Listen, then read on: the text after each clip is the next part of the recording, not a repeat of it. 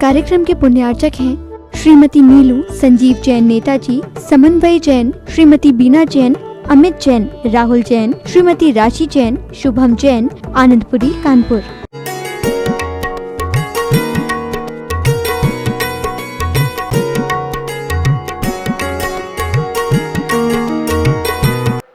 चर्चा चल रही है 16 कारण भावनाओं की। अब उसमें दूसरी भावना जो है विनय संपन्नता। तो जैनाचार्यों ने कहा कि दर्शन की विनय, ज्ञान की विनय, चारित्र की विनय और मानसिक विनय, फिर एक उपचार विनय कहा उन्होंने, और तप की विनय। जो तपस्वी हुआ करते हैं उनकी विनय करना, उनके प्रति आस्था, श्रद्धा, समर्पण करना। तो तपस्वी अनेक प्रकार के होते हैं। जैनाचार्यों ने 12 प्रकार के तप कहे। अनशन, उनोदर, व्यक्ति परिसंख्यान, रस परित्याग, विविध संयासन, काय कलेश। ये बाह्य तप हैं। इनको बाह्य तप क्यों कहते हैं? क्योंकि ये हमें बाहर से दिखते हैं। अनशन यानी उपवास। जब कोई उपवास करता है तो हमें पता चलता है कि इन्होंने उपवास किया है, वो हमें बता देता है। और बता नहीं देता तो उसके चेहरे पे कुछ मलिनता सी आ जाती है, कुछ शरीर में शिथिलता आ जाती है, और घर के लोगों को तो पता ही चल जाता है कि इन्होंने आज भोजन नहीं किया है। तो ऐसे इसे उपवास कहा, या अनशन कहें, या उपवास कहें। और एक और है, बहुत से लोग भूखे होते हैं, उसे लंघन कहा जाता है। वो उपवास की कैटेगरी में नहीं आता। जैसे जब कभी परिवार में या श्रीमान से जब कभी झगड़ा हो जाए, तू मैं हो जाए, और भोजन की थाली पे श्रीमती बैठी है या श्रीमान बैठे हैं, और उसी समय कोई ऐसा तीखा कटाक्ष कर दिया, या श्रीमती ने या श्रीमती को, तो दोनों आवेश में आ सकते हैं। अब उन्होंने भोजन की थाली खिसका दी, लो मुझे नहीं खाना। जब भी मैं भोजन की थाली पे बैठा हूं, तुमने कुछ ना कुछ बोला, पता नहीं पूर्व जन्म के बैरी हो क्या हो, कौन सा बदला ले रहे हो सगे हो करके, काई के सगे, मुझे नहीं खाना। और मान लीजिए उस परिवार में देवरानी जेठानियां थी, वो कहती खा लो, मैं नहीं खाना, कोई बोलेगा नहीं खाने के बारे में, नहीं तो मुझसे बुरा कोई नहीं होगा। ध्यान रखना, हम बिल्कुल बम बार्निंग लेकर के बैठे हैं कि कब बम फेंक देंगे हम। जैसे दुश्मन देश बम लेकर के बैठा रहता, तोप लगाए बैठा रहता है, ऐसे कभी कभी हम परिवार में भी इस प्रकार की स्थिति बना लेते हैं, और भोजन की थाली को खिसका देते हैं, और पानी भी नहीं पीते। कहां से ताकत आती है? वो काम करेंगी, काम खूब करेंगी। वो कहेंगे भाभी जी आपका उपवास, चुप रहो, ज्यादा मत बोलो, उपवास है, उपवास कराया है तुम लोगों ने, तुम सबकी साठ गांठ है, तो काम तो मत करो, हम लोग कर लेंगे, क्यों ज्यादा चपड़ चपड़ करी, हटो यहां से। और काम करेगी बेचारी, और रोज की अपेक्षा डबल काम करेगी। ये लंघन है, उपवास नहीं है। ये भूखे मरना है, ये भूखी आत्माएं हैं। ये कोई कार्यकारी नहीं है, लंघन है, क्रोध के कारण है, और ये क्रोध विनाश का कारण है। और हम तो जब छोटे थे और लड़ाई हो जाए तो पहले जम के खाते थे, जब ही तो लड़ पाएंगे सामने वाले से, और नहीं खाएंगे तो वो पीट पाट देगा, क्या मतलब है। पहले खा पी करके फिर कहते थे आजा बेटा, तेरी माँ ने दूध पिलाया है तो मेरी माँ ने भी पिलाया है, आजा। तो ये होना चाहिए, मगर ये कसाई से छोड़ा हुआ भोजन हमारे जीवन में कोई कार्यकारी नहीं होता। और चारों तरफ बदनामी और होती है, चर्चा तो पहुंच ही जाती, दीवालों के भी कान होते हैं और हवाओं के भी कान होते हैं। हवा हो जाती है कि आज उनकी बहू ने भोजन नहीं किया, क्यों? उपवास है। अभी काहे का उपवास? उपवास करती क्या वो तो दुनिया में चटोनियां हैं, चारों तरफ खाती फिरती है। तो आज आज क्या हो गया? लड़ाई हो गई उनके घरों में। किससे? पप्पू के पापा से। इसलिए भोजन नहीं किया, तो वो लंघन हो गई। मगर जैनाचार्य कह रहे हैं उपवास। उप, अपने नजदीक, अपने आत्मा के पास में आकर के उसमें वास करना, वह है उपवास। और इससे अपार कर्मों की निर्जरा होती है। और ये व्रत उपवास की चर्चा सभी दर्शनकारों ने की। जितने भी भारतीय दर्शन हैं और कुछ विदेशी दर्शन भी जो भारत में आए, उन्होंने भी की।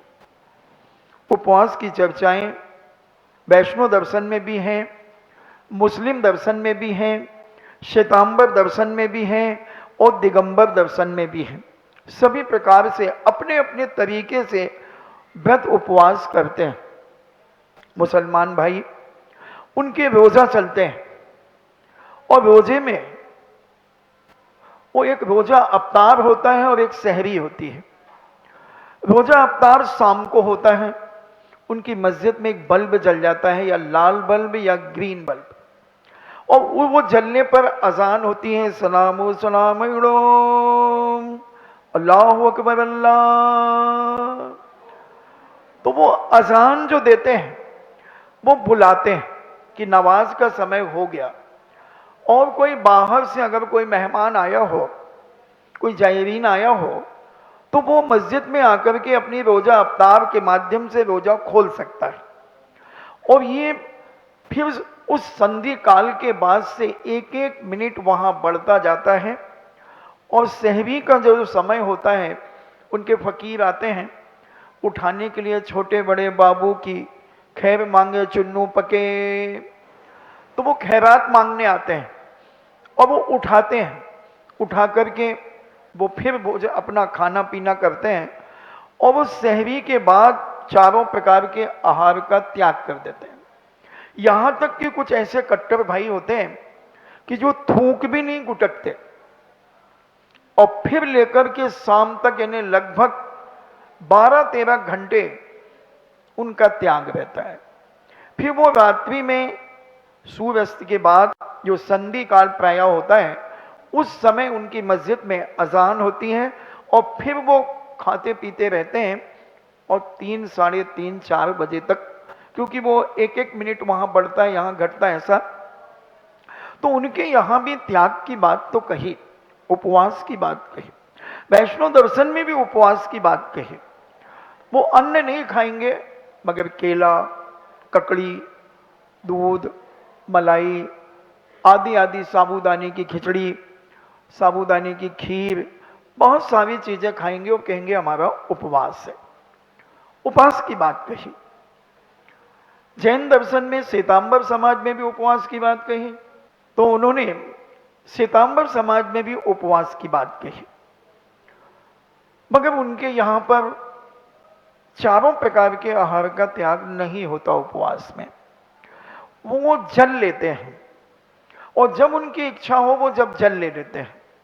कोई बादाम का उबला हुआ पानी भी ले लेते हैं, कोई लौंग का पानी भी ले लेते हैं, कोई पानी डाल करके पानी में प्राशुक बनाने के लिए 6 घंटे की मर्यादा मानते हैं, तो वो भी रख करके पी लेते हैं, क्योंकि उनके पास एक घड़ा होता है, मटका होता है लकड़ी का।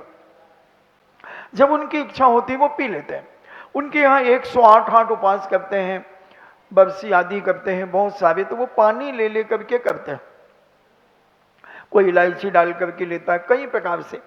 मगर दिगंबर धर्म में जो उपवास है, वो निर्जल को ही हमारे यहाँ उपवास कहा है। जैसे आज शाम को आपने चारों प्रकार के आहारों का त्याग कर दिया, फिर परसों आप ग्रहण करेंगे। अगर कोई त्यागी व्यक्ति साधु उपवास करता है, तो वो प्रोषदोप उपवास कहलाता है। प्रोषदोपवास, तो प्रोषद, एक टाइम के भोजन को प्रोषद कहते हैं। जैसे मान लीजिए उन्हें अष्टमी का उपवास करना है, तो सप्तमी को एक आसन, अष्टमी को उपवास और नवमी को एक आसन, ये प्रोषदोपवास कहलाता है। तो 48 घंटे, और जो मुनिराज आदि एलक छुल्लक आदि करते हैं उनका प्रोषदोप उपवास ही कहा जाता है।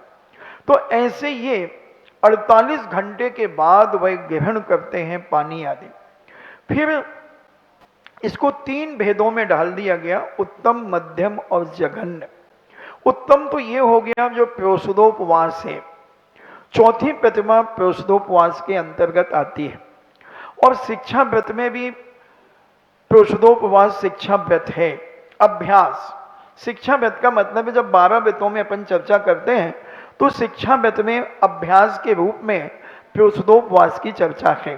कभी इसके विषय में आगे जब शील वित्तेषु निवृत्तिचार की चर्चा करेंगे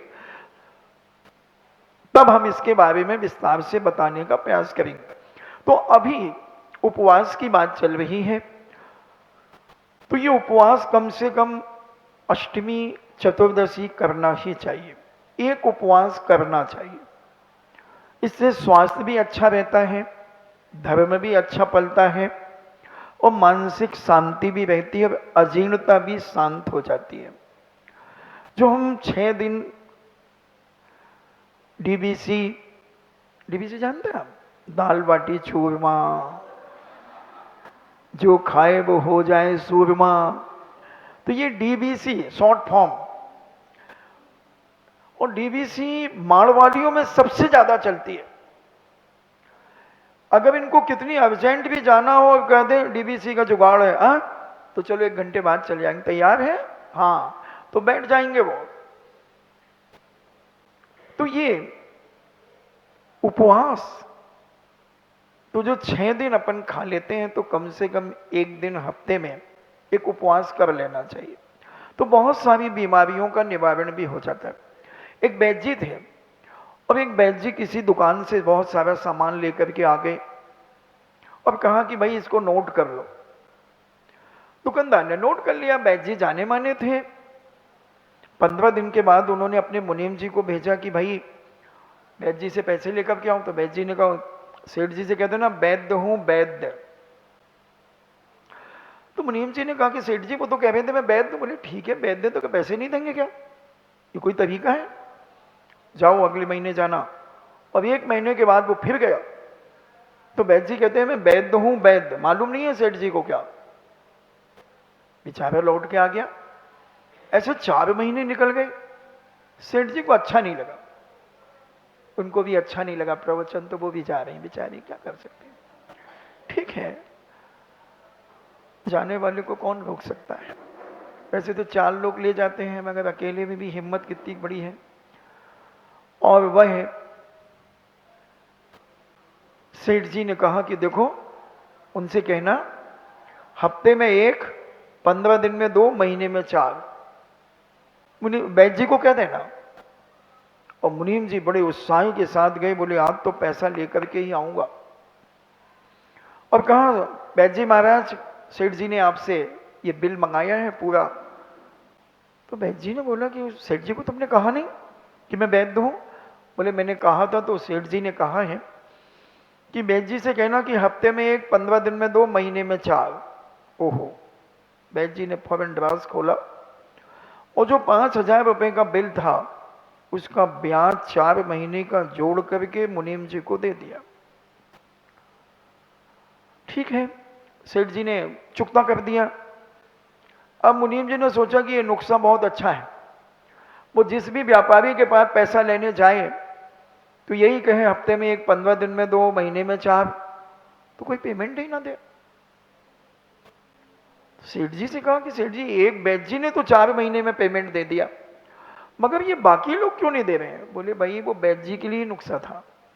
वैद्य जी ये सोच रहे थे कि अगर इनके परिवार में जब कोई बीमार होगा तो वो हम दवाई करेंगे, इलाज करेंगे, तो वहां पेमेंट सेट हो जाएगा, उसमें कट पिट जाएगा। तो वैद्य जी समझ गए कि इनके घर में हफ्ते में 1 उपवास होता है, 15 दिन में 2 होते हैं, महीने में 4 होते हैं, तो बीमार होने का कोई सवाल ही नहीं है। इसलिए उन्होंने पैसा दे दिया। तो स्वस्थ रहने के लिए उपवास बहुत जरूरी है। आज बीमारियां क्यों बढ़ रही हैं, इसी का मूल कारण है कि हमारे शारीरिक मेहनत तो हो नहीं रही है, मानसिक मेहनत थोड़ी सी कुछ लोगों की हो रही है, और कुछ तो कहते हैं राम दी चिड़िया राम दा खेत, चुगलो चिड़िया भर भर पेट। उन्हें कोई मतलब नहीं, वो कहते हैं जी भर के खाओ, और जब कुछ अजीर्ण हो जाए तो हवा बाण हरडे खा लो, और कुछ डाइजोल की गोली खा लो, या और कुछ खा पी करके अपन उसको निपटा देंगे, मगर खाना नहीं छोड़ेंगे। मगर जैनाचार्य कहते हैं कि जो उपवास करते हैं उनका विनय करो, उनका आदर सम्मान बहुमान करो, क्योंकि वो तपस्वी हैं। तप कहे, उपवास जो अनशन की भाषा पूज्य तत्वार सूत्र में उमा स्वामी महाराज ने बाह्य तपों में जो पहला तप रखा वो अनशन। तो उपवास करना, मगर उपवास में किसी प्रकार का आरंभ सारंभ नहीं करना। हम बहुत आरंभ सारंभ करते हैं, उपवास के दिन हम बहुत सारी चीजें निपटाने का प्रयास करते हैं। बहुत दिन के कपड़े पड़े हुए हैं, उनको निकाल दो, वो अभी कपड़े धोने वाली आएगी उसको दे देंगे, ये बर्तन भी साफ नहीं हुए इनको भी दे दो, और बहुत सारे पता नहीं हम कितने काम निकाल लेते हैं उपवास के दिन। और भोजन करते हैं जिस दिन उस दिन उतने काम नहीं होते हैं, गठरियां मठरियां खोल लेंगे, पता नहीं क्या क्या डब्बे मब्बे खोल लेंगे, अलमारी खोल के ये निकालेंगे वो निकालेंगे, कितना काम करते हैं। मगर जैनाचार्य कहते हैं ये आरंभ सारंभ से युक्त उपवास कोई फायदेमंद नहीं रहा, ये भी एक लंघन ही हो गई। उपवास का मतलब है बिल्कुल शांति से एक स्थान पर बैठ जाना, कोशिश करना कि जितना लोगों से हम बच सकें मौन धारण करें और जिनालय में आ जाएं। घर के काम घर के लोग संभालेंगे जो बाकी घर में हैं। हमारे पूज्य आचार्य श्री कहते हैं अगर चतुर्थ काल का कोई श्रावक देखना है तो बॉम्बे में कोपर गांव में एक नरेश भाई है, जन्म से श्वेतांबर है, मगर दिगंबर जैन दर्शन उन्होंने करीब 25-30 साल पहले पूर्णता ग्रहण कर लिया पूरे परिवार ने। श्रीमान जी मतलब नरेश भाई की सप्तम प्रतिमा, उनकी श्रीमती की सप्तम प्रतिमा, उनकी बेटी उन्नति प्रतिमा स्थली में है, उनका एक बेटा है वह भी आजीवन ब्रह्मचर्य व्रत है। उनके घर में रजाई गद्दे आपको नहीं मिलेंगे, बस पाटे मिलेंगे और चटाई मिलेगी, और बहुत सीमित बर्तन मिलेंगे, बहुत सीमित। और बॉम्बे में रहते हैं, वो स्वयं एक इंजीनियर थे। तो आचार्य जी कई बार कहते हैं कि उनको देखो श्रावकों को ऐसे रहना चाहिए। श्रावक कौन? जो श्रद्धावान हो, विवेकवान हो और क्रियावान हो। तो ये सब हम श्रावक अपने आप को कहते हैं, मगर जब तक व्रती नहीं बन जाते जब तक आप श्रावक की कोटि में नहीं आ सकते। आप गृहस्थ हैं, जो ग्रह के कार्य में अस्त हैं वो ग्रस्त हैं। तो हम ग्रस्त, अरे आप सब ग्रस्त हैं, तो आप कम से कम हफ्ते में एक दिन इस सब जंजाल को छोड़कर अपने आत्मकल्याण के रास्ते को भी खोजना चाहिए, उस पर चलने का विचार करना चाहिए कि कभी भविष्य में हम मोक्ष मार्ग में आगे बढ़ेंगे तो कम से कम कुछ साधना होना चाहिए, कोई त्याग तपस्या होना चाहिए। तो ऐसा उपवास में हम आरंभ सारंभ से रहित होकर कोशिश करें एक स्थान में बैठें और स्वाध्याय जाप ध्यान चिंतन मनन आदि करें। जितना हम बाहर के जंजाल से दूर रहें, उपवास का मतलब यही होता है।